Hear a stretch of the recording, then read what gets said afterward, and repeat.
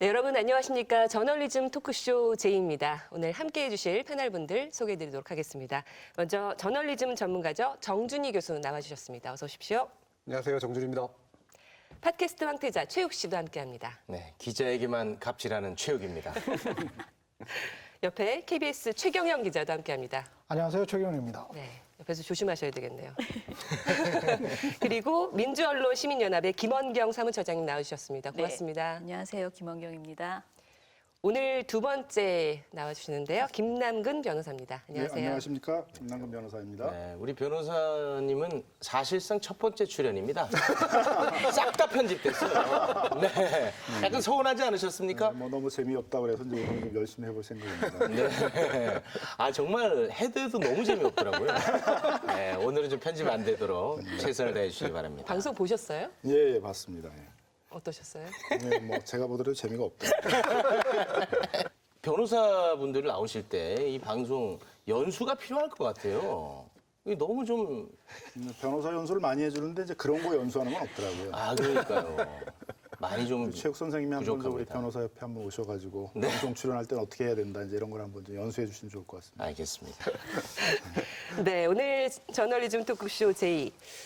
첫 번째 주제는 부동산 관련 내용입니다. 지난 12회 때 혼란 부추기는 부동산 보도라는 방송을 통해서 종부세 폭탄 논란에 대해 짚고 넘어갔었는데 오늘은 이 부동산 관련 기관이 내놓는 통계들 또 부동산 전문가들의 코멘트 언론이 어떻게 소화하고 어떻게 이용하고 또 어떻게 악용하는지 좀 짚어보는 시간을 가져보도록 하겠습니다. 먼저 9.13 부동산 종합대책이 나온 지 이제 한 달이 넘었는데요. 언론 보도 양상이 좀 달라졌는지를 좀 살펴볼까요? 불행히도 크게 달라지진 않았고요. 핵심적으로 한 두 개로 요약되는데 일단은 사실을 진단하고 확인하는 것 자체가 오락가락한다라는 거고요. 두 번째로는 이제 해설을 하는 것이 단기성 중계 보도 양식으로 해설을 하면서 정확히 뭘 원하고 있고 어떤 걸 목적으로 하고 있는지조차 굉장히 갈팡질팡한다. 이런 느낌이 좀 들었고요. 그 내용을 보면 몇 가지 대표적으로 매일경제 기사입니다. 여기에 제가 좀 주목되는 문구가 이거예요. 정부가 추석 연휴 직전에 부동산 안정화 대책과 수도권 주택 공급 방안을 내놓으면서 거래를 꽁꽁 얼어붙게 만든 탓이다. 이제 이런 식의 표현을 썼죠. 과연 그럼 그 전에 집값이 굉장히 상승하고 있던 것에 대한 어떤 판단을 내리고 있었길래 이 탓이라고 하는 표현을 쓰면서 이것이 꽁꽁 얼어붙는다라는 식의 어떤 표현으로 돌아섰을까라고 하는 문제고요. 이걸 이제 전국적으로 거래 빙하기라고 하는 상당히 저널리즘적인 언어죠. 선정적인 언어를 써서 표현을 하고 있습니다.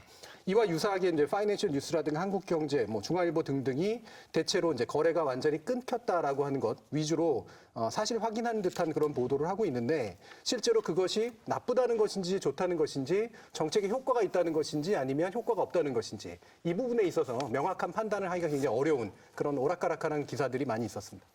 저는 거래 절벽이라는 이 단어 자체가 갖고 있는 뉘앙스가 굉장히 부정적이라고 봐요. 그렇죠. 그러니까 거래가 절벽이니까 지금 아주 부동산 시장에 큰일이 났다.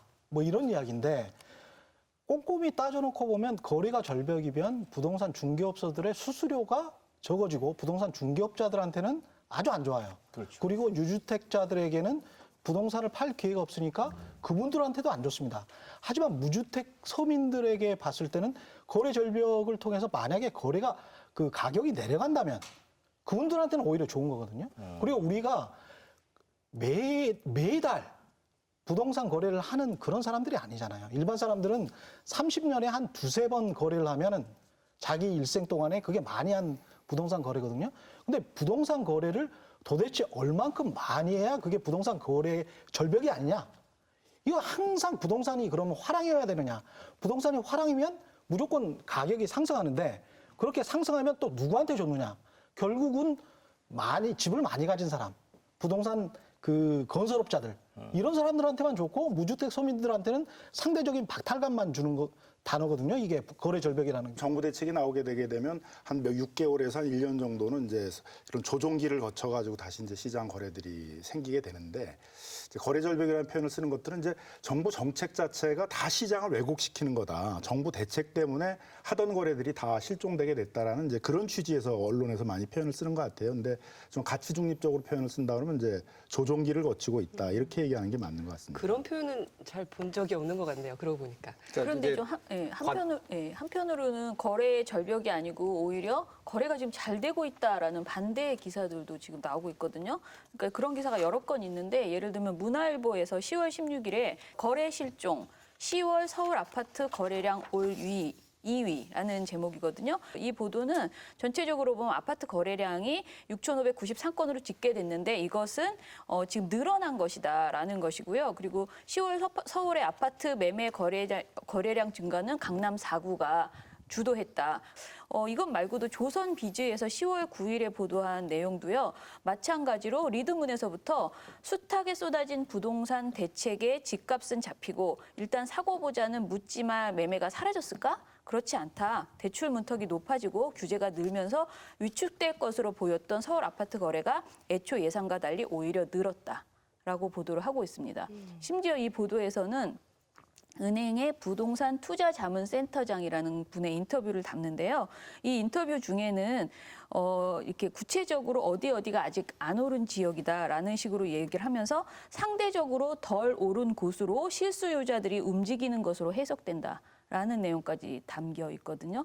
그러니까 거래 절벽이라는 기사가 많이 나오는 반면에 또 한편으로는 아직 희망이 있다, 더 사세요라는 식의 보도들도 계속 나오고 있다라고 볼 수 있죠. 근데 이게 약간 이제 통계 혼란이 있어서 그런데요. 부동산 특별조치법에 의하면 이제 잔금을 낸 날로부터 60일 이내에 등기를 이제 하도록 되어 있어요. 등기를 너무 늦추면 이제 중간 매매를 하는 투기로 이용되기 때문에 60일이라는 기간을 정한 거죠. 그래서 보통은 이제 거래가 있은다면서부터 한 2달쯤 후에 이제 신고들이 들어오게 되거든요. 그러니까 10월에 나타난 통계들은 사실 실제 거래들은 한 8월이나 7월이나 이때 있었을 가능성이 많은 거죠. 과거의 거래인 거죠. 근데 그 국토교통부에서 하고 있는 실거래가 정보라는 것들은 이제 부동산 중개인들이 실제 거래가 있었던 것들을 이제 신고를 하는 거니까 그때 시점에 거래일 수가 있는 거죠. 그러니까 당연히 국토교통부의 실거래가 정보 시스템에서는 9.13 대책 이후에 이제 조정기를 거치고 있으니까 한 100건 정도가 신고가 된 거고, 그 다음에 이제 그 한 3,700건이 신고가 됐다는 것들은 이제 그 과거에 앞에 있었던 것들이 이렇게 신고가 누적되면서 나타난 그런 현상이니까 그 통계를 잘 설명을 해줘야 되는데 이걸 생략해버리고 자신들의 취재 목표나 의도에 맞게끔 이제 통계들을 활용을 하다 보니까 생기는 문제인 것이죠. 기관과 그 기간 그리고 어떤 거를 중점적으로 받는지를 좀 설명을 풀어내줘야 시청자나 독자들이 혼란을 겪지 않는다. 이제 기관마다 또 자기들이 그 통계를 만드는 기준 다르죠. 시점이나 기준이 다르니까 그것도 예. 이제 설명이 좀 돼야 될 필요가 있는 것이죠. 근데 무엇보다도 이제 그 주간 단위로 이 부동산 가격 정보들을 제공하는 게 이제 문제입니다. 그러니까 주식 같은 경우는 이제 거래가 많으니까 주 단위에 있어서 가격 정보 같은 것들도 필요할 수 있고 되는데 이 부동산을 그렇게 해버리게 되면 마치 이게 주식 시장 막 하듯이 이게 실제 실거래를 중심으로 시장이 형성되는 게 아니라 그 불안 심리가 조성이 돼가지고 이제 굉장히 투자자 중심의 시장이 돼버릴 우려가 있거든요. 가격 고양기에 있어서는 저번 주에도 올랐대, 이번 주에도 올랐대, 더 많이 올랐대 이런 정보가 이제 계속 나오면은 이제 가만히 있으면 안 되네. 그래서 어느 정도 무주택 세대주 같은 경우는 좀 자기 자본을 좀 축적을 해서 어느 정도 소득 수준이 된 시점에서 조금 빚을 내 가지고 집을 사야 되는데 이런 불안 심리가 조성이 되게 되면 무주택 세대주들이 기다리질 않고 지금이라도 뭐 3억, 4억 큰 빚을 내 가지고 집을 사야 되겠다 이런 심리가 생기게 되거든요. 이제 이게 어떤 투기를 조장하는 형태가 되기 때문에 적어도 정부 차원에서는 주 단위의 이런 부동산 정보 같은 것들을 제공하는 건 좀 자제해야 되지 않을까 생각이 듭니다. 근데 저는 이 모니터를 되게 오래 부동산 관련된 것을 꽤 많이 봤는데 사실 한국감정원의 주간 통계라는 게 이렇게 오류가 있을 수 있다라는 거를 저는 전혀 몰랐어요. 그러니까 어느 언론에서도 그것을 알려준 적이 없거든요. 이번 방송을 이제 준비하면서 처음 알게 된 건데 한국감정원은 통계조사를 할 때 거래되지 않은 표본 주택에 대해서 호가나 인근 주택의 그 사례를 활용해서 가상의 가격을 막 매긴다는 거예요. 그리고 실제 거래가 됐다 하더라도 신고된 실거래가가 아니고 협력 부동산 중개 사무소가 알려준 거래 정보에 따라서 통계를 가공해서 집계를 한다는 거예요. 이렇게 되면 한마디로 한국감정원의 주간 통계 자체가 완전히 신뢰하기에는 분명히 문제가 있는 것 아닌가라는 생각이 들거든요. 근데 언론에서 이런 전제를 전혀 이야기하지 않고 그동안 여러 차례 늘 이 데이터를 가지고 뭔가를 얘기하고 정확한 것이냐 이렇게 전했다는 것이 사실은 부동산 시장의 혼란을 부추기는 그 효과가 있지 않았을까 그런 생각이 들어요. 저는 이게 당연히 주식시장하고도 다른 상품이기 때문에 주식시장과 달라야 된다라고 얘기할 뿐더러 사실 이건 거의 경마 강아지 정보지하고 거의 유사한 수준이라고까지 평가할 수밖에 없어요. 경마가 가지는 속성하고 되게 유사하게 얼마 안 되는 거 가지고 사실은 상당 부분 추론에 의해서 만들어지는 그런 정보를 내가 내줘야 내 정보지가 팔리는 거죠. 아니, 그러니까 그 주간 단위로 낸 것이 이제 투기를 좀 부추기는 측면이 있다고 하지 않았습니까? 그런데 반면에 그 하얀 곡선을 그리는 것은 또 저 같은 이제 무주택자들한테 좀 위안이 될 수도 있는 측면도 있는 거 아니겠습니까? 근데 하얀 곡선을 그릴 땐 그렇게 수시로 하얀 곡선이 나오질 않고 이순하게 내려가기 때문에 그땐 또 그렇게 별로 됩니까? 그렇게 큰 영향이 없어요. 부동산 정책의 효과나 시장 상황에 대한 분석 기사를 내놓을 때 항상 공인중개사나 부동산 전문가들의 평가가 공식처럼 등장을 합니다. 조선일보 10월 10일자 부동산 거래량 95% 줄었지만 노도강의 상승 물결, 아까 말씀드린 기사에서도 이동현 KB 하나은행 부동산 센터장이 등장을 했었고요. 조선비즈 10월 9일자 쓸데없는 거래 절벽 우려, 이 기사에서는 고준석 신한은행 부동산 투자자문 센터장이 등장을 했습니다. 지상파 뉴스에서도 예외 없이 이런 분들이 등장을 하는데요. 영상 함께 보고 얘기 나누도록 하겠습니다.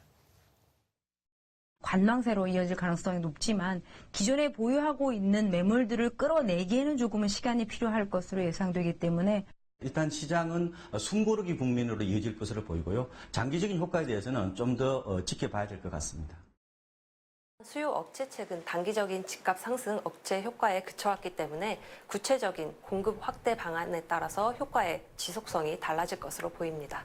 자산 규모가 커진 대상에 대한 보유세 인상에 대한 인식들이 확산돼 있기 때문에 전반적으로 조세 저항은 크지 못할 것이라고 보여집니다. 무주택자들이 좋은 주택을 갈 수 있도록 시간을 벌어줬다라는 측면에 있어서는 조금 추가 매수를 줄이는 효과로.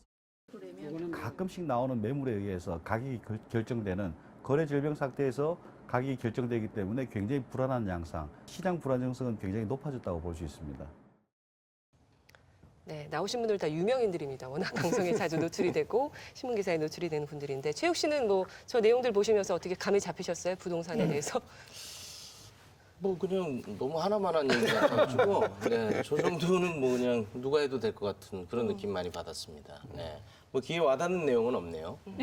이 부동산 전문가를 정확히 좀 세분해야 될 것 같아요. 그러니까 부동산 임대주택 전문가, 부동산 투자 전문가, 부동산 시장 전문가 뭐 이렇게 좀 나눠서 봐야 되는데 이분들 여기 지금 굉장히 많이 나오는 분들 중에 한 분이 박홍갑 씨잖아요. 굉장히 유명한 분인데 이분의 명함에 이렇게 써져 있습니다. 명동 자산관리센터.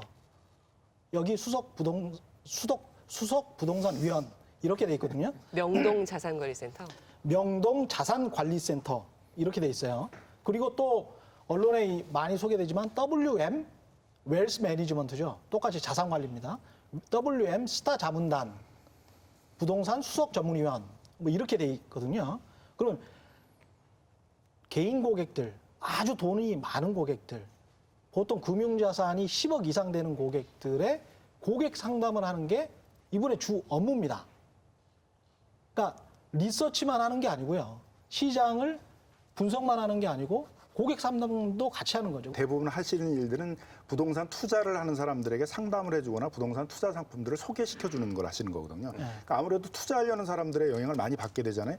그럼 이제 그걸 구분해줘야 되는데 언론에서 이걸 구분하지 않고 이 투자 시장 분석 전문가들 분들이 마치 이 부동산 시장, 부동산 정책 일반의 전문가이고 객관적이고 중립적인 입장에서 정책을 얘기하는 것처럼 혼동이 온다는 거죠. 민원연이 이번 이 방송을 위해서 좀 조사를 했어요.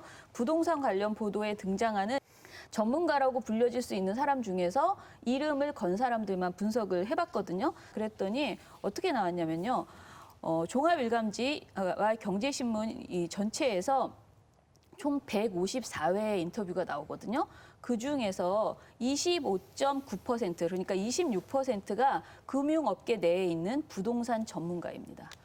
굉장히 많은 비중을 차지하고요. 방송도 마찬가지로 37.5%가 금융업계 내의 부동산 전문가입니다. 신문과 방송 모두 최고 많이 등장하는 전문가가 금융업계 내에 있는 부동산 전문가라는 소리예요. 대표적인 사례가 박원갑 KB 국민은행 부동산 수석 전문위원. 그리고 김규정 NH투자증권 부동산 연구위원 이런 분들이십니다. 자, 그리고 그다음에 그냥 금융업계라고 해서 나오는 분들도 있는데 이분들도 거의 3번째 정도로 중요하게 많이 등장하고 있고요. 2번째로 많이 등장하는 분은 부동산 관련 학과 교수님들이십니다. 자, 이분들도 신문은 33회가 나와서 21%로 등장을 하고요. 방송은 11회가 나오는데 이게 27.5%거든요. 전체에 해당해서. 그래서 전체적으로 보면은 금융업계 내 부동산 전문가, 금융업계, 그리고 부동산 관련 교수 이런 분들이 거의 뭐 대다수를 차지하고 있다라고 볼 수 있어요. 제가 한번 그러면 이해관계자라고, 그러니까 부동산 값이 오르는 것과 상관없는 분들, 그런 분들을 좀 따로 빼봤어요. 그렇게 빼보니까 기타 교수 있잖아요. 그냥 교수, 다른 학과 교수분들, 그다음에 시민단체 분들, 그리고 기타라고 분류하신 분들을 따로 빼봤어요. 한마디로 부동산이 반드시 잘 되어야지 되는 그룹에 있는 분들이 신문은 전체에서 84.6%를 차지하고요. 방송은 87.5%를 차지합니다. 그러니까 우리는 여태까지 계속 부동산 전문가의 이야기를 들었다고 생각했지만 그분들은 사실은 완전히 이해 당사자, 그야말로 펀드 매니저의 역할을 하는 분들이 주로 부동산 전문가라고 나와서 저희들에게 객관적인 것처럼 이야기들을 많이 하셨다 이렇게 볼 수 있겠습니다. 관련해서 지상파 TV에서는 이분들이 굉장히 이제 중립적인 모습으로 많이 비춰지는데 실제로 조선일보의 뭐 땅짓고 TV 또는 뭐 종편, 경제 채널에서 어떤 이야기를 하시는지 한번 좀 보시고 이야기를 하죠. 얘기가 다른가요? 예, 전혀 다릅니다. 네, 들어보겠습니다. 보유세는 아직 아니고요. 보유세를 올리면 안 돼요. 저는 반대하는 입장이 되고. 이 분양가 상한제가 참 웃기는 제도인데 200만 원 건설하고 이럴 때는 그것들이 주변 가격을 끌어내리는 효과가 있었습니다. 그런데 뭐 서울에 300만 채가 있는데 고작 뭐 500채, 1000채 분양가 상한제 해서 300만 채 값이 내려간다라고 생각하는 자체가 제가 보기에는 얼토당토하는 발상 같아요. LTV DTI를 우리는 부동산 투기 억제 정책으로 쓰기 시작했다는 거예요. 전 세계에서 이걸 투기 억제로 쓰는 건 아마 중국 정도 외에는 없다라고 보시면 돼요. 뭐 과거 좀 심각한 얘기이긴 하지만 서프라임 사태 때는 뭐 LTV 비율이 130%까지도 갔었고 그다음에 뭐 상환 비율이 100년짜리도 있었습니다. 종부세의 그 대상 자체도 적기 때문에 실질적으로는 그렇게 큰 효과는 없을 것이다라고 보여지고 경제적으로 봐서도 균형 잡히지 않은 것이다라고 할 수 있습니다. 이게 나중에 보유세 인상이라든가 이런 것들을 다 목적하는 게 다주택자라는 거죠. 그것들이 이제 뭐 고 박사님께서는 이게 잘 됐다라고 보지만 저는 그게 아주 충격을 줄 가능성이 크다. 우리나라 주택의 거의 상당 부분을 임대주택의 한 80~90%를 다주택자가 공급하고 있는 사람인데 이 숨통을 쥐게 되면은 결국은 공급이 줄어들게 되고 건설업 전반적으로 위축될 가능성이 있습니다. 그리고 제가 자료를 쓰는 게 있어요. 제가 한 달에 한 10건 정도의 글을 씁니다. 여러분들 중개신문에도 제 글 보시지요? 여러분들 토지공개념제도 전면 나간 게 있어요. 저는 그걸 반대했는데. 여러분들 분양 원가를 공개하라는 시장이 어떻게 될까요? 여러분 중개업 하는 거 전부 다 까발리고 원가 공개하고 중개수지에 전할까요? 그럼 지금 중개수를 반토막 나야 됩니다. 정보를 줬다고 받은 소리 아닙니까? 그죠? 건설 원가를 공개하게 되면요. 기업의 이윤까지도 다 드러나기 때문에 주택 공급이 줄어들거나 영업 활동을 안 하게 됩니다.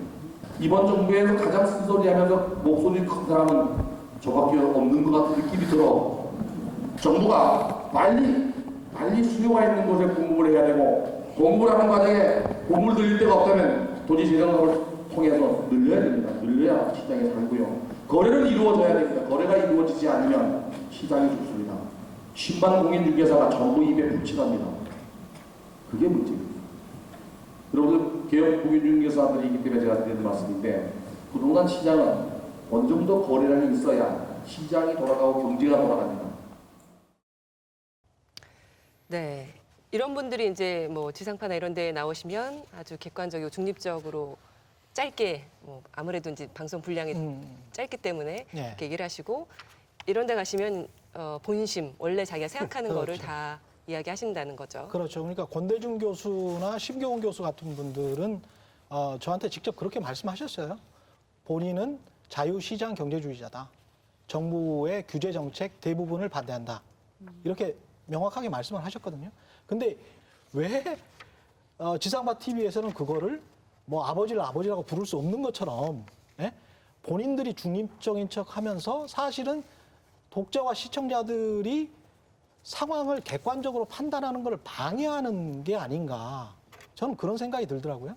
부동산 같은 경우는 모두가 다 이해 당사자 아닙니까? 그러면 거기에다가 자막에 집 몇 채 갖고 있는 것까지 적어야 되는 거 아니겠습니까? 여러 채 갖고 있으면은 또 집값 올라가기를 바라는 이야기를 또 할 수 있는 거 아니겠습니까? 근데 이제 그 주택 같은 경우는 이제 그야말로 이제 자기의 어떤 철학이나 세계관이 많이 반영되는 그렇죠. 거죠. 그렇죠. 왜냐하면은 주택이라는 건 한편으로는 의식주의 하나, 생활의 기본 수단이니까 그거는 반드시 마련을 해야 되는 거잖아요. 그런 점에서는 어떤 입장에서 어떤 관점에서 이 부동산 정책을 얘기하느냐를 시청자들이 잘 알고 이해하면서 하는 것들이 굉장히 좀 중요한데 언론이 그런 정보를 충분히 제공해주지 않고 있다고 보입니다. 대부분 한쪽에. 그러니까 이게 이제 왜 이런 교환이 일어날까를 좀 봐야 되잖아요. 왜 방송이나 언론은 이런 분들을 원하고 이분들은 또 왜 출연할까? 이게 사실은 뭐 인터뷰한다고 돈 주는 것도 아닌데 특히 보도 인터뷰 같은 경우에는 왜 이 바쁜 분들이 여기 나오겠어요? 마치 우리 연예인들처럼 행사 뛰기 위해서 돈도 안 주는 지상파 TV에 나오는 그런 것과 유사하게 자신의 브랜드를 만든다라고 생각하는 확실한 이해관계가 있어서 나오는 거예요. 언론은 또 어떨까? 언론의 입장에서 가만히 생각해 보면 사실은 뭐 약간의 외모가 된다든가 말이 된다든가 이게 영상과 음성을 고루 충족시키면서 말을 짧게 원하는 말을 해줄 수 있는 사람 찾는 거 굉장히 어렵거든요. 우리 출연자 찾는 것도 되게 어렵잖아요. 그러니까 검증됐다라고 이미 생각을 하는 거예요. 어떤 입장을 가지고 있는 사람이건 간에 이 사람은 내가 원하는 또는 내가 바라는 영상을 만들어줄 수 있는 사람이다. 그리고 언제든 쉽게 동원할 수 있다라고 하는 그런 관계가 서로 수립되어 있는 거죠. 이 이해가 서로 맞기 때문에 이런 식의 언론 보도가 이루어진다라고 판단할 수 있는 거죠. 예, 어떻게 보면 적대적 공생관계인데 적대적이 아니고 호혜적 공생관계. 호혜적이죠. 호혜적 공생관계라고 볼 수 있는데 실제로 20년 동안 이제 지상파 TV 등 각종 TV에 나왔던 어떤 분이 자기 이름은 절대 말하지 말라고 하면서 이런 말씀을 하셨어요. 인터뷰를 할 때 단 5분 만에 끝나는 경우도 있다. 전문가로서 비애를 느낀다. 자기 입장이 뭔지를 전혀 물어보지 않는다. 심지어 어떤 종편은 용적률 완화와 관련해서 같은 입장이시죠 하면서 인터뷰를 강요했다. 그래서 나 하지 않겠다라고 했다. 그리고 지상파 같은 경우는 나를 분명히 액세서리로 쓰고 있다. 그걸 늘 느끼고 있다. 인터뷰를 할 때마다. 그래서 그러면 왜 하십니까? 그거는 자신의 조직. 아까 말씀하셨지만 공신력. 서로 간의 상생관계인 거예요. 호혜적으로. 그래서 말을 안 하고 있는 거죠. 그래서 지상파 TV는 아주 맹탕의 정보를 별로 내용 없는 정보를 이 사람들의 공신력을 가지고 이용을 하고 이 사람의 공신력이 더 높아지면 이 사람들은 어디 가서는 또 투자 유망처까지 이야기를 해버려요. 그렇죠. 이렇게 되면서 완전히 부동산 시장이 투자판, 투기판으로 전락할 수 있는 가능성을 열어줘 버리거든요. 이분들이 실제로 종편이나 아니면은 경제 채널이나 아니면 이제 대중강연에서 막 이런 말을 합니다. 투자를 어디가 좋아요? 투자할 때는 어디가 좋습니다. 최욱 씨 꼭 한번 들어보세요. 아주 재밌는 말들을 많이 해요. 지금 주택으로 유망 지역에 대해서 말씀 물어보신 거죠. 그래서 사실 부자들이 집중하는 지역이라는 게 뭐 투자 금액에 대한 제약을 배제하면 사실 절대적으로 강남권에 치우쳐 있는 데서는 뭐 크게 다를 내용이 없습니다. 그렇죠. 오늘 이제 보유세 폭탄을 피하는 이제 3대 절세 비법에 대한 얘기를 주제로 하고 있잖아요. 가장 첫 번째 우리가 실행해 볼 수 있는 절세 비법이 바로 부부 공동 명의로 하는 것입니다. 거기에다 망리단길 한번 쳐보세요. 망리단길. 없으신 분들 제 설명 들으면 돼요. 망리단길.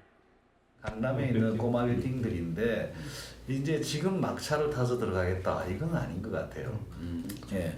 그래서 이제 볼 수 있는 게 이제 지금 현재 리츠가 옛날보다 수익률은 많이 떨어졌지만은 아직 한 6%대는 유지하고 있습니다. 그리고 나중에 이제 차익 같은 것들도 그 자본 이득을 노릴 수 있기 때문에 그 리츠 같은 것들도 꽤 괜찮은 사업이다. 물건들은 살펴보시되 시기는 좀 내년으로 미루시는 것들이 좀 필요할 것 같고요. 오히려 부자들의 경우에는 그러다 보니까 이제 시기는 조율하되 이제 투자 운영 방식 또 상품을 고르는 방식에서는 좀 저희가 좀 들여다봐야 될 부분들이 있는데 수익형 부동산이 당연히 이제 월세를 받고 캐시플로우 안정적인 월세 흐름, 월세 수익에 이제 관심을 가지시는 투자 상품이기는 하지만 토지 시장은 아직 규제가 없습니다. 개발이 있는 곳에 이익이 있다고 했듯이 이 상위 5%가 전체 국토의 60%를 갖고 있듯이 토지 시장은 꾸준히 오릅니다. 그러니까 10월 달이나 11월 달에 팔아야 돼. 그럼 얼마 남았어요? 두세 달밖에 안 남아요. 근데 막상 임박해서는 다 팔리고 없어.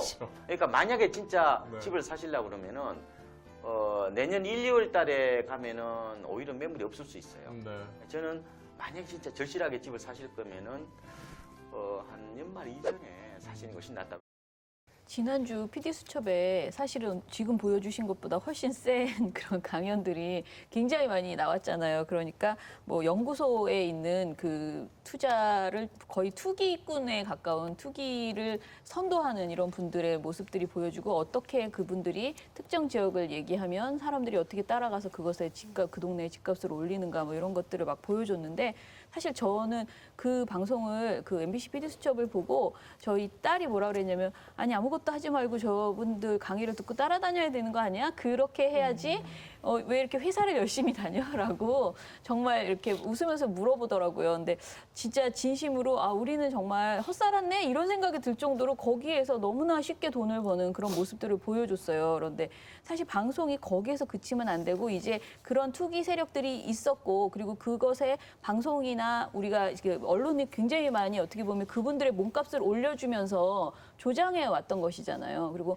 같이 주고받으면서 부동산 값을 올린 그런 당사자였다는 것이 사실 그 방송을 통해서 드러났기 때문에 이제부터라도 제대로 된 대책은 무엇인가 이런 것들을 논의하는 그런 방송들이 후속으로 나오지 않으면 사람들은 박탈감에 나도 부동산 투기나 해야지라는 생각을 하게 되지 않을까 그런 생각이 들었어요. 근데 여기에서 이제 선을 그어야 될 거는 방금 나오신 분들은 근데 빠숑 김학렬이었잖아요. 네. PD수첩에 나온 분처럼 제야의 고수. 그래서 계속 투자 유망처를 이야기를 하고 투기를 선동하는 것 같은 그 정도의 분들은 아니고 선을 왔다 갔다 하는 것 같은 선 위를 계속 이렇게 걸어 다니는 그런 분들이라고 생각하시면 될 것 같아요. 왜냐면은 이 박원갑 수석 전문위원도 저한테 이런 이야기를 했는데 자기는 투자 유망처는 절대 이야기하지 않는다. 왜냐하면 프라이스 메이커, 시장을 조성해서 아예 그냥 가격을 만들어버리는 그런 사람이 될 수가 있기 때문에 근데 대중가견에서 문득문득 그런 부분들이 조금씩 나오는 거죠. 그리고 고객 상담을 할 때는 뭐 그거는 골방에서 자기들끼리 하는 거니까 저희가 알 수가 없는 부분들이고 아주 심한 경우 그러니까 빠숑 김학렬 같은 분들이 조선일보가 운영하는 땅짓고 TV라는 곳에 나와서 어떤 이야기를 하는지 그리고 실제로 어떤 비즈니스를 하는지 좀 같이 한번 아주 심한 경우는 이런 경우입니다. 한번 보시죠. 지금 그 9억이라니까요. 이런 곳이 많다니까요. 그래서 오늘 이 정도만 궁금합니다. 좀 빨리 좀 보여주시죠. 아니, 그래서 이게 좀 많은데 이게 100만 원 내야 가르쳐 주는 얘기인데 저희가 고종안의 살집 팔집이라서 저희 한국자산 홈페이지에 오시면 되어 있는데 그 중랑은 위에가 중랑이죠. 그래서 저희가 뭐 이렇게 좀 뽑아봤어요. 여기 출연을 하면서 그냥 올 수는 없고 꿀팁을 드려야 되니까 이런 지역들이 그 대신 이 지역들이 다 지금 우리 투자 가치가 높은 것으로 살집 팔집에서 확인이 돼요. 들어오시면 돼요. 이건 뭐 간단하게 네이버나 다음에 살집 팔집 치시고 이렇게 들어와서 보시면 이건 그대로 다 되어 있는 건데요. 30분에 50만 원. 30분에 50만 원? 네. 1시간에 100만 원. 1시간에 100만 원? 네, 그렇게 두 가지. 그럼 딱 씹어집니까? 그러니까 질문을 미리 받아요. 그래가지고 그렇게 해달라면 해드려요. 딱 어디 투자처 아파트건 아파트, 토지건 토지? 네. 땅집고 TV라는 인터넷 부동산에 나오는 내용입니다. 앞부분에는 조선일보가 운영하는 거예요? 조선일보가 운영하는 사내 벤처기업처럼 운영하는 땅짓고 TV라는 게 있습니다. 거기서 대놓고 저렇게 해도 되는 거예요? 이게 단지 투자를 해주기 위한 목적을 가지고 있는 정보지로서 뭔가 언론이 운영된다거나 이 개인이 나는 투자를 위해서 상담을 해주는 사람이에요 라고 하는데 그치면 괜찮은데 언론을 타는 순간, 그것도 이제 종합 언론을 타는 순간 이분들의 이야기는 뭐냐면 여론화되고 여론화되는 순간 공공정책으로 바뀌거든요. 공공정책은 투자를 촉진하는 게 목적이 아니라 자산에 끼는 거품을 예방하고 그다음에 국민들의 주거복지나 안정성을 높이는 게 공공정책이 돼야 되잖아요.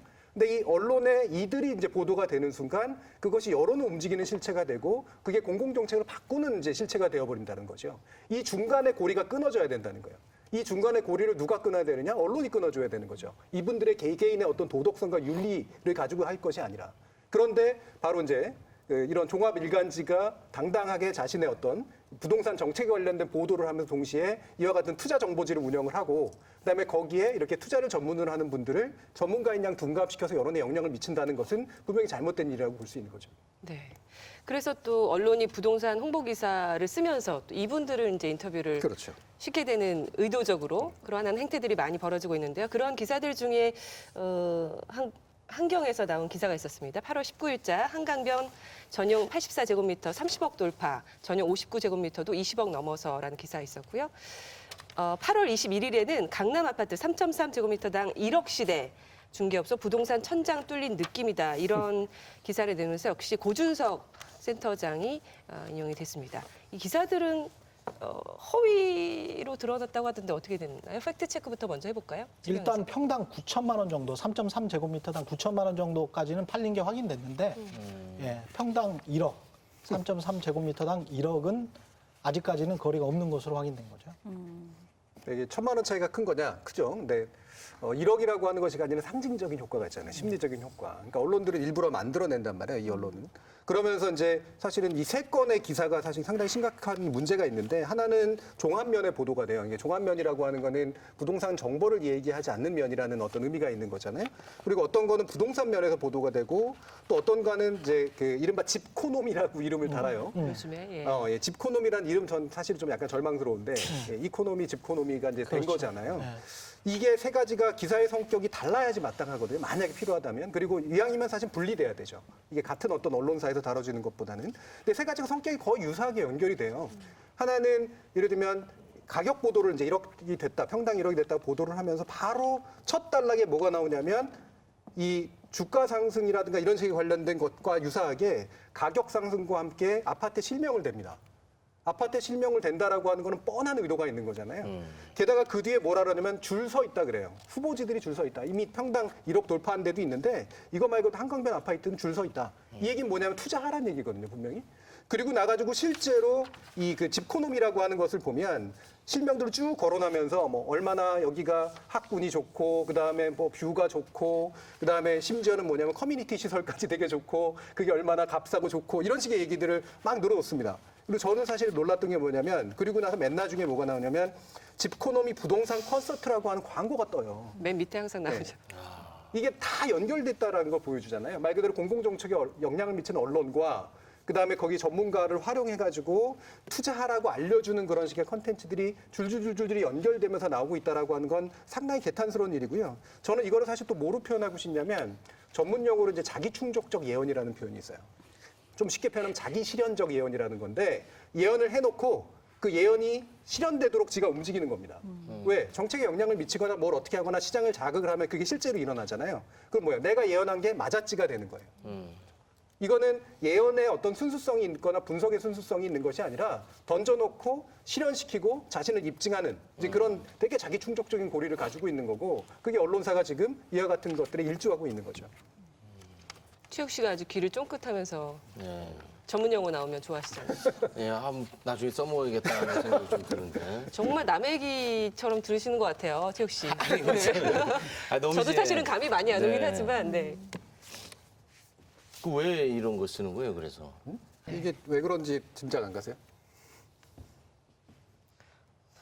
너무 먼 얘기 같아 저는 좋아하는데. 아까 그 신문의 입장, 신문이나 언론사들의 입장에 보면 광고로 먹고 사는데 광고 유치에 도움이 되잖아요. 우리나라에서 대기업이라든가 이런 식의 몇 개의 큰 손들 제외하고 나면 상당히 안정적으로 광고를 공급해 주는 데가 토건적이거나 부동산이에요. 일반 메이저 신문들의 지방판, 지역판 보십시오. 거기에 보면 간지로 들어오는 수많은 광고들이 다 지역 빌라 짓고 아파트 짓고 이런 식의 광고들이에요. 그리고 그 앞에 바로 붙어 있는 기사가 광고하고 아무런 다를 바 없는 제가 아까 소개시켜드렸던 그 자체가 광고인 기사거든요. 근데 우리나라 신문에는 대부분의 경우에 특히나 경제지들 같은 경우엔 이렇게 분양에 관련된 기사, 실제로 홍보성 기사가 일상화되어 있어요. 이게 상시 지면입니다. 상시 지면. 이거는 사실은 그래도 다른 광고성 기사들이나 이런 것들은 분리라도 해놓는데 이거는 광고와 곧바로 연결된 기사 형식으로 쓰고 실제로 그게 거래가 일어납니다. 상당한 경제적 이득을 주는 거죠. 원래는 이제 그래서 언론사들이 이 광고하고 기사를 혼동하지 않게 해야 돼요. 사실은 광고인데 그걸 마치 기사인 것처럼 내보내게 되면 이제 표시 광고 공정화에 관한 그렇죠. 법률 위반이라고 그래서 소비자에게 피해를 주는 거기 때문에 이거는 광고성의 기사입니다라는 걸 밝히지 않고 광고인데도 기사처럼 하게 되면 이제 그 과징금 같은 이제 그 표시광고법 위반에 따른 제재 같은 것들도 받아야 되는 것들이거든요. 네, 지금 나오는 내용은 뭐죠? 어떻게 보면 우리 같은 사람들은 이게 너무 또 먼 얘기처럼 느껴져서 말씀 안 하시는 거죠? 부동산 이런 정책 관련된 거나. 그때 굉장히 속상해하셨잖아요, 근데. 그렇죠. 이제 그 집을 사지 말라는 얘기를 많이 듣고 사지 않았다가 오르는 걸 보고 이제 심적으로 굉장히 고통받고 있는 상황이 지금 지속되고 있는 거죠. 지금 그 얘기죠. 뭐 과거에 집값이 폭락한다는 전문가들 얘기랑 그런 보도를 보고 집을 안 샀다가 폭망한 사람들이 원망이 심하다.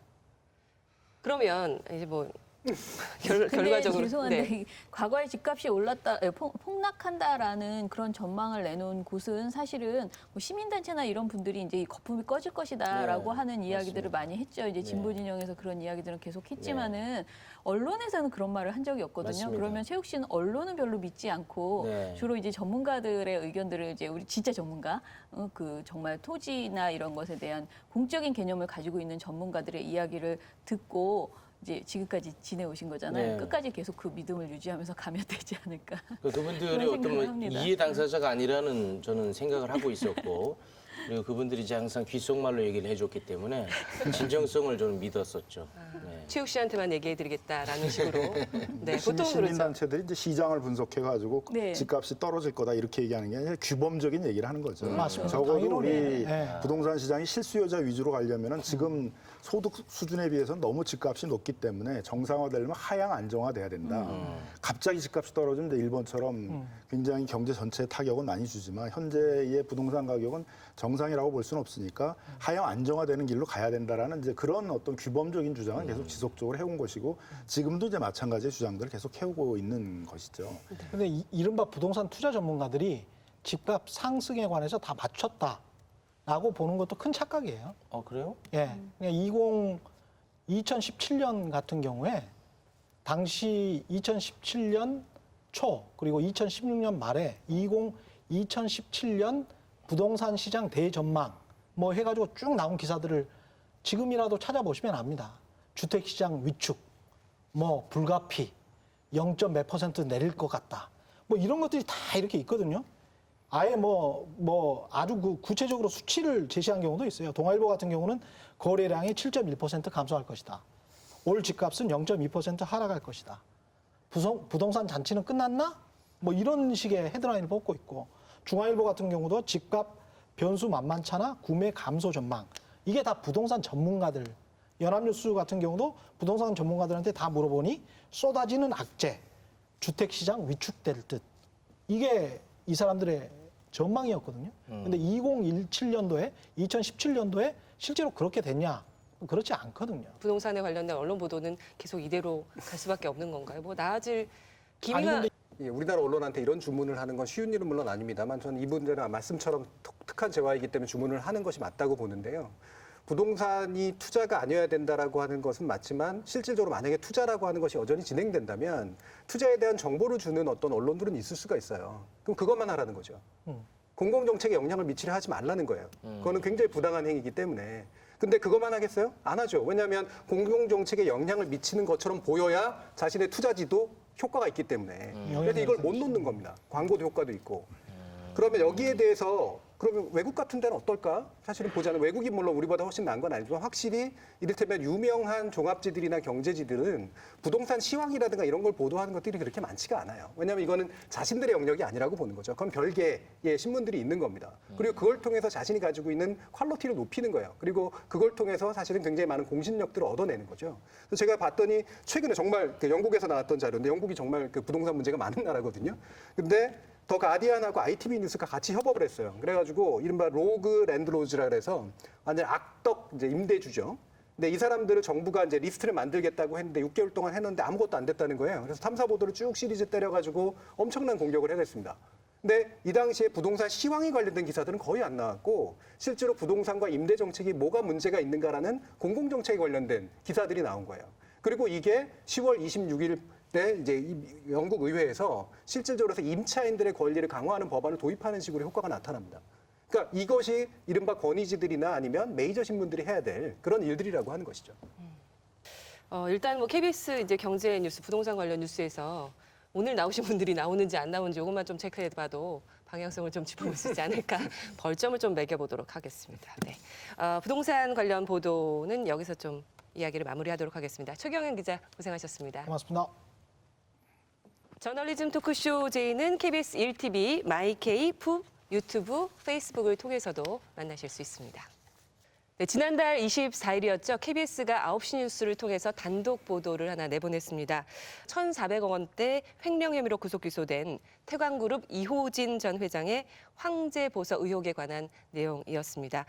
이 단독 보도를 한 KBS 강병수 기자 함께 자리했습니다. 어서 오십시오. 네, 안녕하세요. KBS 강병수 기자입니다. 네. 몇 기세요? 저 43기입니다. 너무 멀어서 제가 24기입니다. 여기도 기수 문화가 있는 모양이에요. 죄송합니다. 기수 문화 때문에 이거 문제가 많다고 하는데 방송계도 기수 문화가 있는 네. 바로 시작하겠습니다. 네.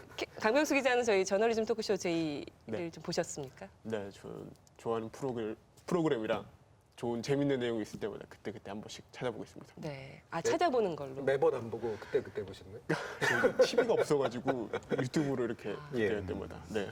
혼자 사시나 봐요. 네.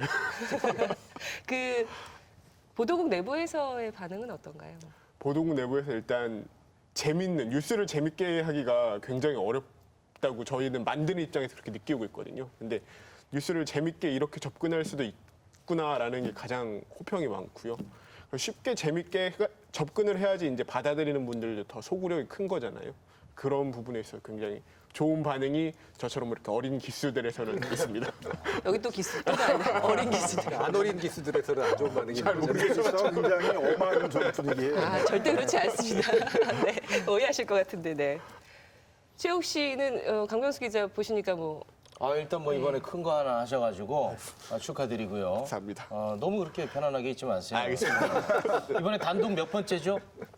단독 이렇게 큰 단독은 최초입니까? 두 번째인 것 같습니다. 첫 번째는 뭐였어요? 제가 예전에 그 이명박 전 대통령의 부인인 김윤옥 여사의 다스 법인카드 사용 내역을 저희가 처음으로 보도했었거든요. 근데 그게 이제 다스가 이명박 전 대통령의 이제 실소유다라는 거에서 꽤 유력한 증거 중에 하나였었는데 그 내용을 좀 저희가 제일 처음 보도하는 과정에서 조그마한 취재를 제가 했었습니다. 이렇게 단독하면은 내부적으로 좀 돈을 더 준다던가 진급이 된다던가 그런 게 좀 있습니까? 그날 한 3분 정도 칭찬을 받고 그 다음 날에 약간의 여유가 있는 취재 바로 이렇게 강한 취재를 시키지 않는 그런 여유 정도가 좀 있습니다.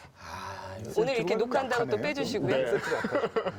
인센티브 좀 약합니다, KBS.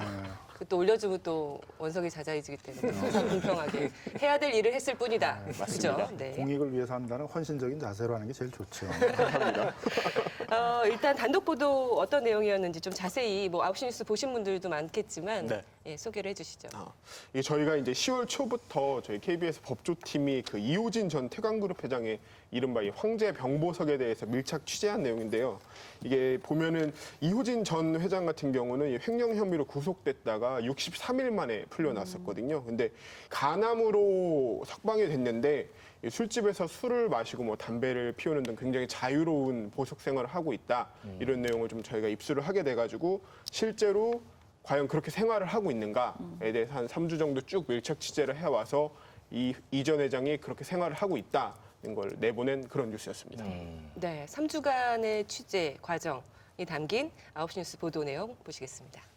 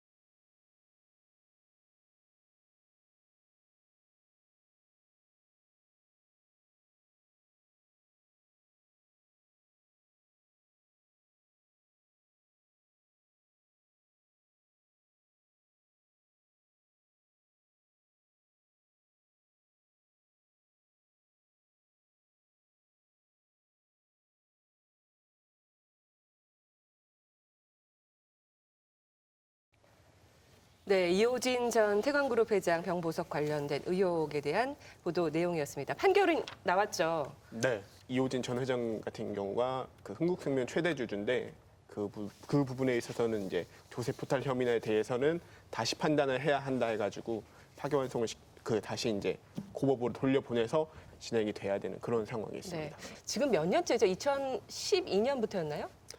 사실상 구치소에서 나온 거는 2011년에 나온 거고요. 그 상태에서 이제 계속 구속집행 연장을 쭉쭉 하다가 2012년 6월에 보석 허가를 받아낸 거고, 그 7년 7개월 가까이를 계속 밖에 살고 있는 거거든요. 8년 가까이 되는 재판이 이루어졌는데 최근까지 그 중에 63일 빼고는 다 밖에서 살고 있는 그런 상황입니다. 고생한 거에 비해서는 약간 좀 흥행에 실패한 것 같아요. 아니 조 회장님이 1,400억 원을 횡령한 사람 아닙니까? 1,400억 원을 횡령한 사람 치고는 떡볶이를 먹고 이런 것들이 너무 소탈하게 보입니다. 네, 그래서 우리의 분노 포인트를 많이 자극하지 못한 것 같아요. 쫙 끌어올려줘야 국민적인 여론이 형성되거든요. 흥행 사실 노력에 비해서는 약간 서운한 감이 있잖아요. 이 정도만 돼도 사실 저희는 감사하게 느끼고 있긴 한데, 그 떡볶이를 먹는다는 면을 이렇게 집중해서 보시는 분들이 실제로 있기도 하더라고요.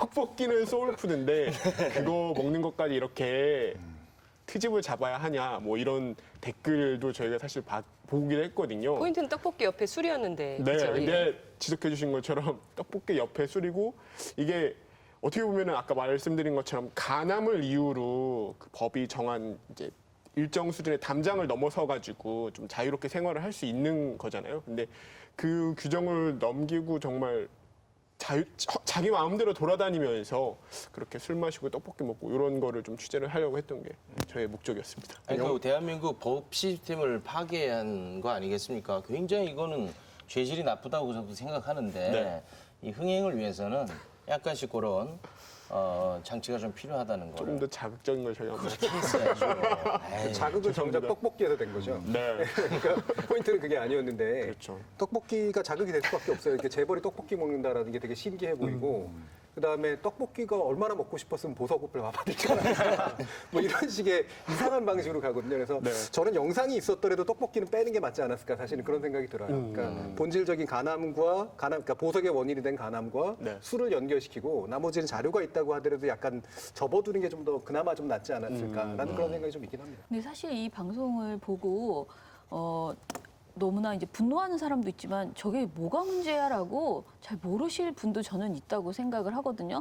보도에서 조금 아쉬운 점은 굉장히 열심히 한 것을 다 모아서 다 이렇게 담았어요. 정말 다양한 자료를 담았는데 정작 그러면 왜 이게 재벌 봐주기라고 의심해야 하는가에 대해서 좀 더 이렇게 객관적인 말들을 좀 담았으면 오늘 이제 김남국 변호사님이 말씀해 주시겠지만 도대체 이게 무슨 문제가 있는가?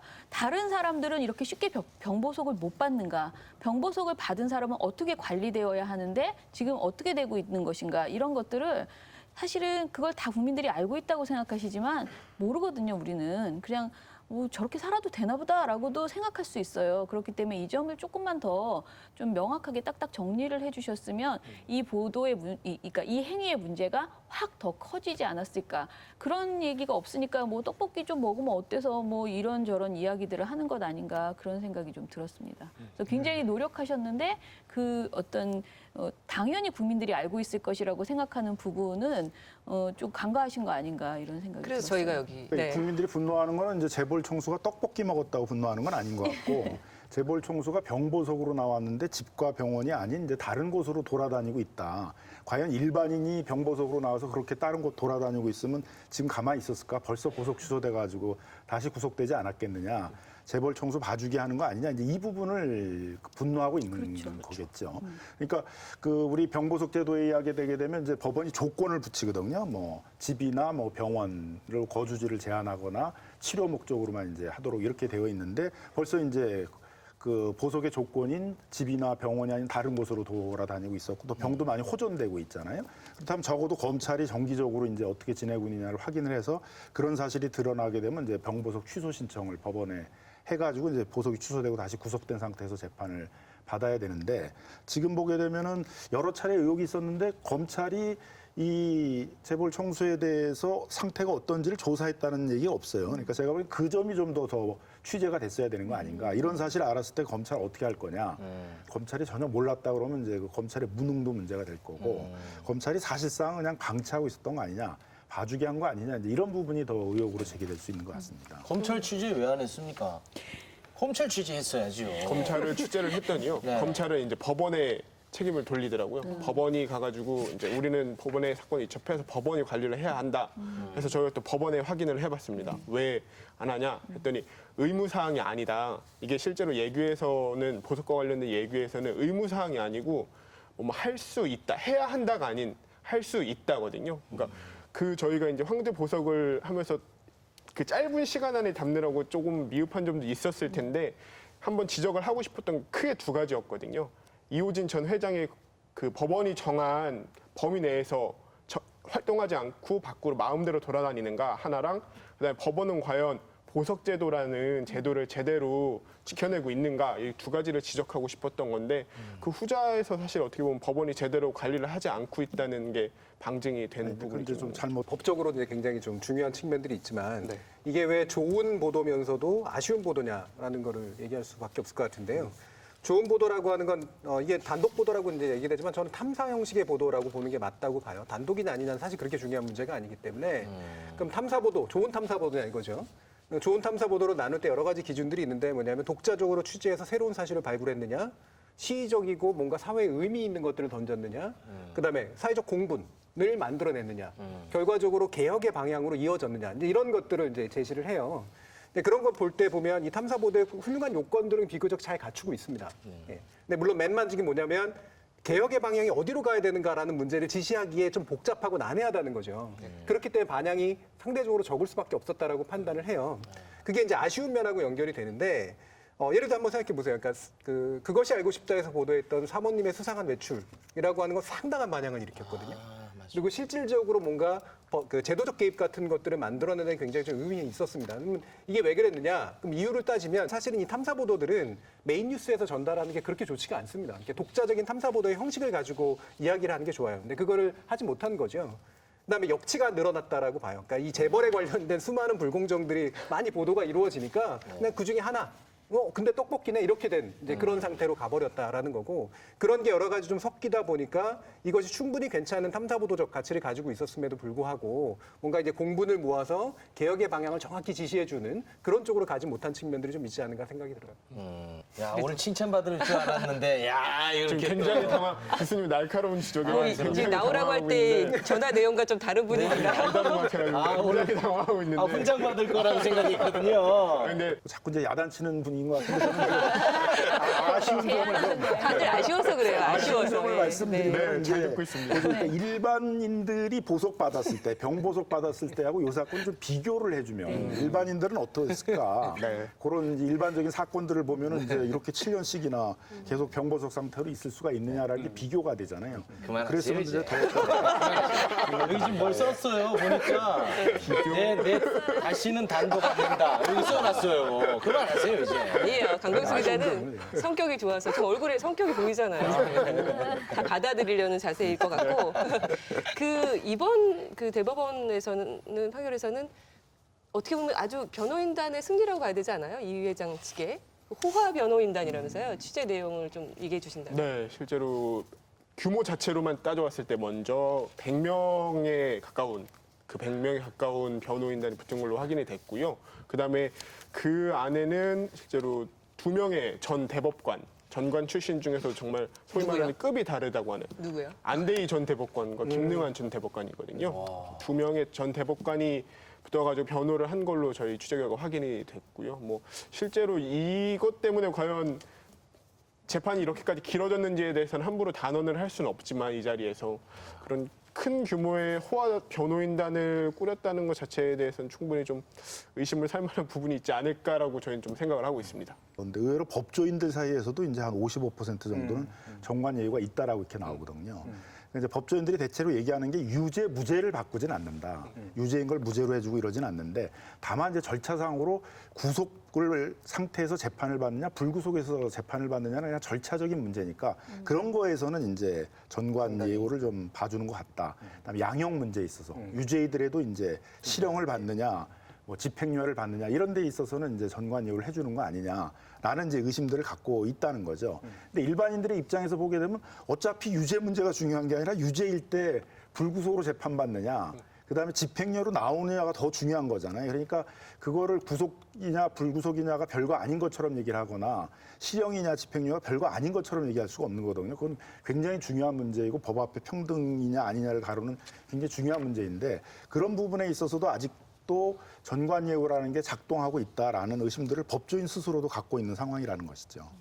그 지난 3월에 이재용 삼성전자 부회장 상고심에서 차은성 전 대법관 선임기에 제출됐다가 논란에 부딪혀서 이제 하차한 바가 있는데 이번에도 사실 그 안대희 전 대법관이 들어가 있었다고 말씀하시니까 김능환 전 대법관과 이런 것들이 먼저 이제 좀 취재해서 아니면 좀 거론이 많이 됐다면 논란이 됐다면 언론에서 그러면 그러니까 세계적으로 대법관까지 하신 분이 나와가지고 변호사라는 예는 없거든요. 진짜 이건 진짜 세계적으로 없는 그런 예인데 결국은 뭐예요? 대법원에 로비해달라는 거 아니에요? 그분이 왜 대법관이 필요하겠어요? 그 대법원에 있는 재판은 꼭 대법관 출신이 해야 되는 것도 아닌데 결국 그런 대법원에다가 로비를 해달라는 취지에서 이제 선임을 맡기는 것들인데 그런 건 제가 보기에는 좀 대법관 출신하면 거절을 하고 보통은 뭐 명예교수 같은 것들을 활동을 하든가 저술 활동을 한다든가 강연 활동을 한다든가 뭐 이렇게 해서 후배 법조인들에게 좀 더 많은 도움을 줄 수 있는 자기 경험 같은 것들을 정리해낸다든가 이런 활동들을 하셔야지. 아니 그런 선의에 맡겨서는 안 됩니다. 무조건 이건 제도로 막아야 됩니다. 그렇게 아름다운 얘기 하지 마십시오. 그래서 이제 대한변호사협회에서도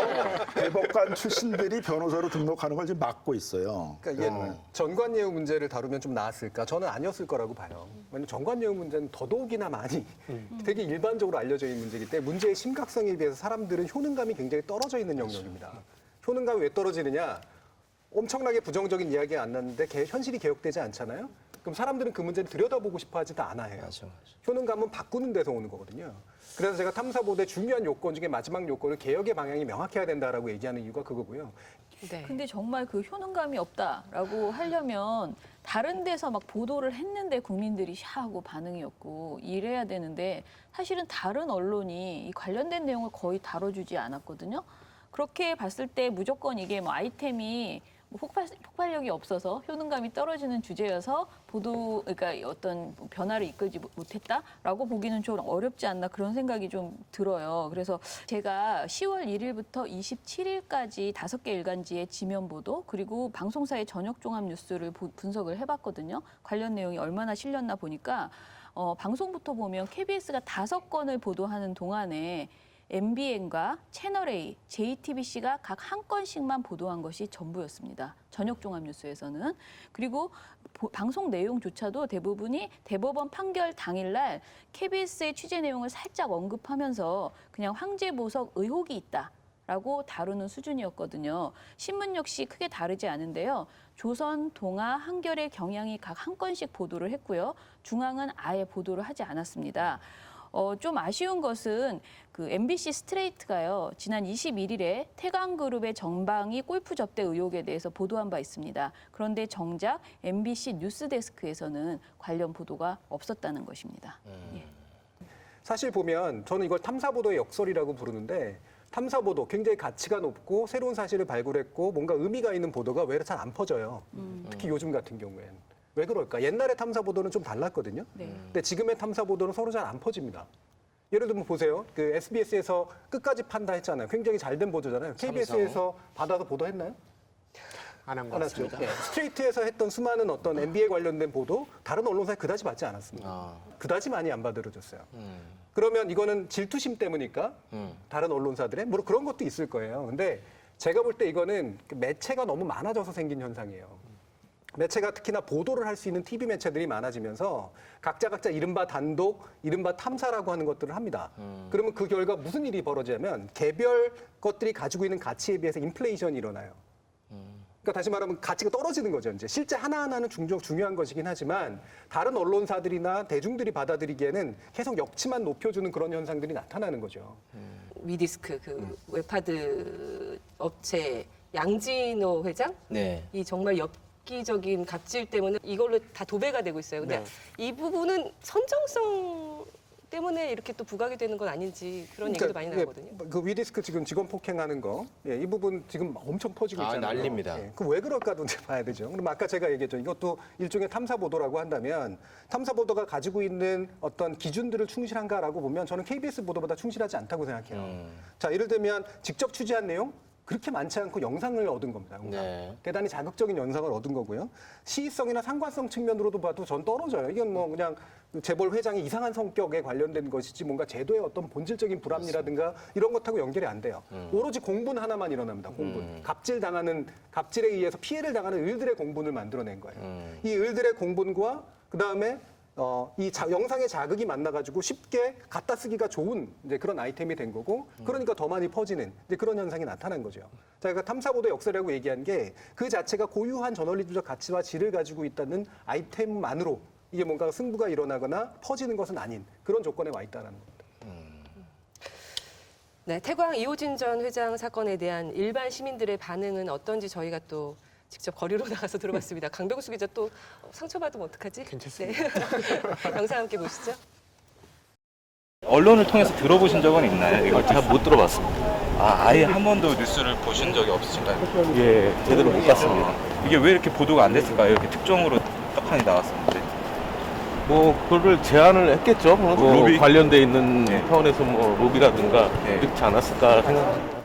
보도가 일단 안 된 부분에 대해서도 의문이 있긴 한데 정말 안 됐을지 누군가는 하긴 했지만 좀 어느 정도 붙이지 않았을까? 어느 정도 언론들도 약간의 반성이 필요한 부분이 아닐까라는 생각도 같이 드는 것 같아요. 언론들이 그러면은 제 기능을 수행하고 있다고는 나는 전혀 아니라고 봐요. 그러니까 끝까지 심층 취재를 한다든지 뭐 그런 것들을 좀 해야 되는데 그냥 유야무야 되니까 너무너무 안타깝죠. 네, 강병수 기자 어떻게 네. 보셨어요? 네. 저는 요 영상 속에 맨 마지막 말이 굉장히 많이 와닿는데 끝까지 심층 취재가 돼야 되는데 유야무야 되니까 안타깝죠라는 게 저희한테 보내는 어떤 강한 메시지 같아가지고 저희 스스로도 그런 아쉬움을 느낄 때가 있고 잘못을 반복할 때가 있다 많이 생각을 하거든요. 그러니까 첫 번째 보도를 먼저 소위 말해서 내놓고 그거에 이어서 이게 막 반향도 크고 그러면은 막 신나서 후속 보도 내놓고 하는데 그렇지 않은 경우에는 그냥 원래 있는 취재처에서 나오는 매일매일의 데일리 뉴스를 소화해야 된다라는 명목으로 눈 감고 아웅식으로 이렇게 묵혀버리는 식도 있고 해가지고 시민들이 원하는 건 따로 있는데 그냥 일상적으로 일하는 관성에 젖어가지고 안 하고 있는 건 아닌지라는 생각을 좀 하게 되네요. 네. 이 기사가 9시 뉴스에 나갔던 거죠? 네, 9시 뉴스에 나왔습니다. KBS 9시 뉴스에 영향력이 좀 떨어진 건 아닐까요? 이렇게 재벌 회장들이 실형 선고받고도 구속 집행 정지나 병 보석 등 이유로 합법적으로 구치소 밖으로 나오는 일은 이제까지 굉장히 많았습니다. 이참에 한번 정리를 하고 넘어가죠. 실형을 받고 광복절 특사로 나온 재벌분들이 많이 있는데요. 이 실형을 실제로 선고받은 사례 자체도 굉장히 적어요. 보면 SK 최태원 회장과 CJ 이재현 회장 정도가 거의 유일한데 이듬해 모두 다 광복절 특별사면으로 풀려났었고요. 그런데 실제로 이분들도 보면 재판 기간 중에 이재현 회장 같은 경우에 뭐 신병 치료를 이유로 해가지고 구속 집행정지를 계속 신청했기 때문에 실제 수감 기간은 4개월도 채 되지 않는 그런 거 나타나고 있습니다. 네, 예전에 기사들을 좀 되짚어보죠. 광복절 특사 보도들. 그러니까 이거는 아마 우리나라의 재벌과 재벌의 불공정성을 바라보는 어떤 신문들의 태도 자체에 이념적 차이가 반영되고 있는 것 같은데, 뭐 조선이나 중앙들이 이제 대부분 어땠냐면 사면을 긍정적으로 평가하는 그런 식의 보도를 합니다. 예를 들면 중앙일보의 8월 13일 이제 기사를 보면 CJ 오노공백 3년 끝 재계 일각 사면폭이 더 컸어요. 재계 일각의 이름을 빌지만 실제로는 사면폭이 더 컸어야 된다라고 하는, 그러니까 경제의 정상화를 위해서는 사면폭이 더 컸어야 된다라는 얘기를 하면서요.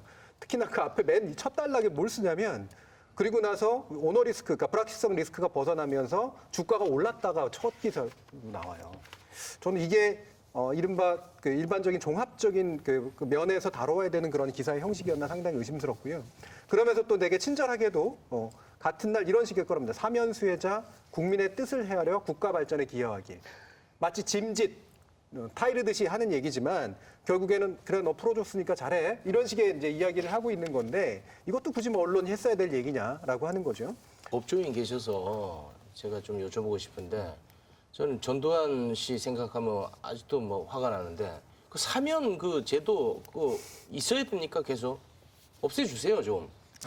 뭐 현대 헌법에서 이제 그 삼권분립의 원칙도 있어야 되지만 또 서로 그거를 견제할 수 있는 제도도 있어야 되기 때문에 사면권이라는 건 다른 어느 나라에도 다 이제 있는 제도죠. 근데 우리처럼 이렇게 많이 남용이 되느냐가 이제 문제인 것 같아요. 재벌들이라고 그래서 뭐 재벌 총수가 감옥에 들어가게 되면 그 재벌 기업이 어려워지고 우리 경제가 어려워진다 이런 걸 이제 보수 언론에서 계속 반복적으로 얘기를 하고 또 법조인들이 제일 이제 두려워하는 게 내가 모르는 영역에서 무슨 문제 생긴다라는 게 제일 두려워하는 거거든요. 그러니까 내가 모르는 어떤 경제역에 진짜 무슨 문제 있는 거 아니야 이렇게 생각을 하게 되는데 실제로 재벌 총수들이 들어갔다고 그래서 뭐 문제되는 거 별로 없잖아요. SK 같은 경우도 감옥에 있는 동안 뭐 재벌 서열 2위까지 올라와 있고 뭐 이재용 부회장이 감옥에 있었다 그래서 뭐 삼성전자나 이런 게 어렵게 되고 뭐 그런 거는 이제 아니잖아요. 이미 전문 경영인 체제로 해서 짜임새끼 운영이 되기 때문에 어떤 재벌 총수 한 명의 카리스마에서 운영되는 그런 체계가 아니란 말이에요. 그러니까 뭐 이미 그런 것들은 이제 사실이 아니다라는 것들은 뭐 확인이 된 부분들인데 여전히 이제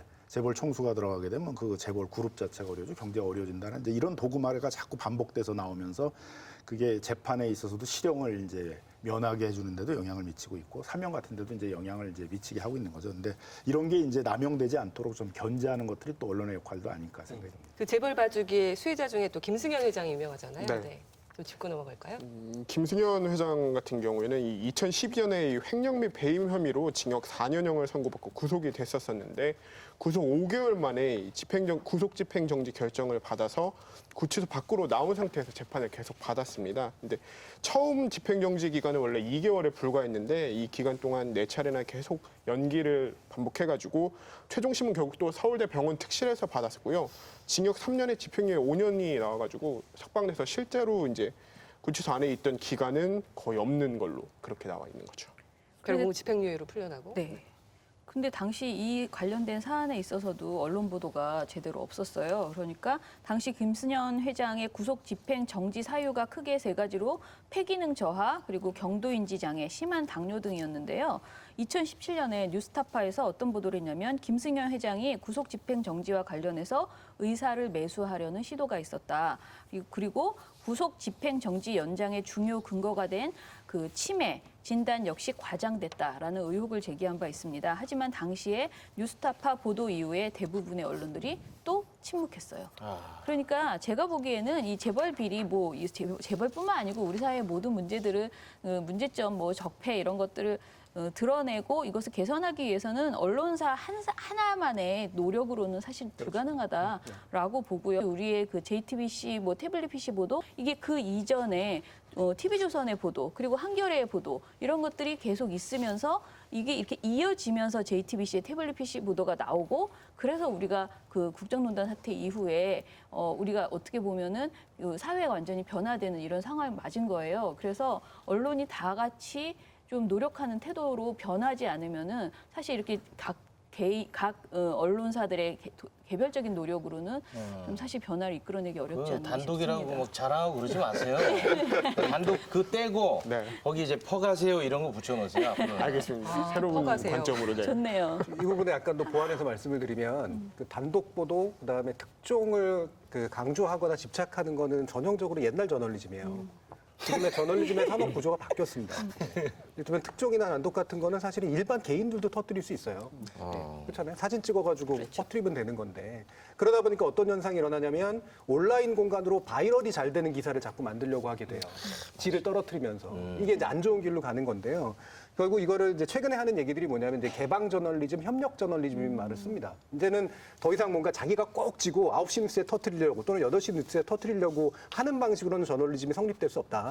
아예 뭔가 아이템을 만들 때부터 개방시켜서 사람들의 참여를 유도하는 거죠. 이를테면 그 알이 하는 게 제보를 유도하는 거잖아요. 그러면 그렇게 특이한 내용들을 저런 제보를 받고 있다는 거 알면 거기 당사자들은 막 숨길 것 같잖아요. 근데 제보가 쏟아지는 양이 당사자가 숨기는 속도보다 빨라요. 그러면 결국 개방시켜놨기 때문에 생기는 좋은 효과가 있는 거거든요. 두 번째, 협력 저널리즘이라고 표현하는 게 그런 수용자들하고의 협력이기도 하지만 언론사 간 협력도 있습니다. 근데 이게 단지 선의를 기대하는 게 아니라 그게 이익이 된다라는 걸 증명하고 입증하고 보여줘야 돼요. 그럼 적어도 2개 이상의 언론사나 신문사나 이런 것들이 자료를 공유하면서 공동으로 뭔가를 했을 때 효과가 나타나는 게 나타나야 되잖아요. 그러니까 이런 방식으로의 전환이 이루어지지 않으면 지금 같은 개별적인 어떤 언론사들의 단독 경쟁으로는 같이 망하는 수밖에 없다라는 거죠. 네. 또 혼난 거예요. 오늘 좋은 얘기를 너무 많이 듣고 좀 깨알같이 근데 잡고 솔직히 있습니다. 현실적으로 취재 관행이 바뀌어지지 않는 부분이 있잖아요. 취재하는 데 있어서 사실 지금 네. 성토하실 건 성토하고 가셔야죠. 쉽진 않거든요. 저희 입장에서 매일매일 이제 쏟아지는 뉴스를 막아내는 것도 분명히 한 역할이라고 생각이 들어가지고 그 데일리 뉴스를 하다 보면은 일종의 변명인 건데 데일리 뉴스를 하다 보면은 이제 못 신경 쓰는 부분도 있고 여전히 그 단독이 주는 그 묘한 매력이 있어요. 뭐 저는 이제 단독 뭐이었기 때문에 다른 언론들이 취재를 안 했다라는 측면도 있겠지만 이게 또 재벌 문제였기 때문에 그런 게 그런 아닌가라는 면도 있죠. 좀 의혹도 좀 가지고 있어요. 법 앞에 누구나 평등해야 되는데 어떤 사람이 특별한 신분인 것처럼 법에서 굉장히 이례적인 구속집행 정치나 병보석 같은 것들을 받고도 장기간 동안 있게 된다. 실형을 받아들여도 형을 다 살지 않고 특별 사명 같은 거가 대부분 나오게 된다. 이런 거는 이제 어떻게 보면 현대 사회에서도 특별한 신분이 있다는 거잖아요. 국민 일반이 공부할 내용이고 언론들이 당연히 관심을 갖고 취재해야 될 내용인데 그게 황제보석이라는 문제가 그냥 몇 개 언론에서만 다뤄주고 안 다뤄졌다는 것들은 여전히 우리 언론들이 좀 재벌 문제를 다루는 데 있어서 취약한 것이 아닌가. 재벌의 그 돈의 영향력에 있어서 굉장히 이렇게 자유롭지 못한 게 아닌가 그런 점도 있어서 그런 점들도 한번 좀 점검을 해봐야 되는 것이 아닌가 생각이 듭니다. 다음 후속 보도를 더 기대하도록 하겠습니다. 네. 강병수 기자 고생하셨습니다. 고맙습니다. 감사합니다. 힘내세요. 네. 강병수 기자 고생하셨습니다. 수고하셨습니다. 고생하셨습니다. 네, 저널리즘 토크쇼 제18번째 시간 이 부동산과 관련된 언론 보도 또 재벌 봐주기 동조하는 언론의 문제점들을 살펴봤습니다. 저널리즘 토크쇼 J는 KBS 1TV, 마이케이, 푹, 유튜브, 페이스북을 통해서도 만나실 수 있습니다. 언론의 관행은 여러분이 바꿀 수 있습니다. 저희는 다음 주 일요일 밤 10시 30분에 찾아뵙겠습니다. 고맙습니다.